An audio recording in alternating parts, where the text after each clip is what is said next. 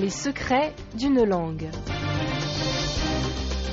Être le dindon de la farce, c'est-à-dire avoir été trompé, s'être fait avoir, se retrouver la victime d'une affaire. Mais en plus, avec la notion de devenir ensuite la risée de tout le monde, celui dont on se moque pour avoir été pris au piège de sa propre bêtise.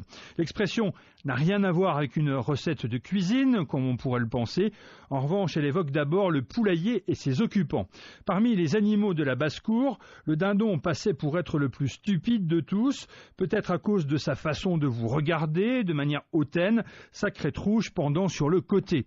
Un mot au passage, contrairement à ce que pourrait laisser penser son nom, le dindon ne vient pas d'Inde, mais du Mexique, d'où les conquistadors espagnols le ramenèrent au XVIe siècle. Le dindon, animal le plus bête du poulailler donc, ce trait de caractère lui valut d'être utilisé par le théâtre populaire, qui en fit un personnage particulièrement stupide, appelé le père dindon, un père de famille qui se laissait facilement tromper par ses enfants dans des histoires, dans des farces, comme on disait alors, qui faisaient les beaux jours du théâtre de rue, et pas que de rue d'ailleurs, puisque le dindon est aussi le titre d'une pièce de théâtre de Georges Feydeau. Je cite, « Pontagnac, le dragueur malheureux, celui qui ne trompe jamais sa femme sans la plaindre, finira par se retrouver seul, il sera donc le dindon de la farce. »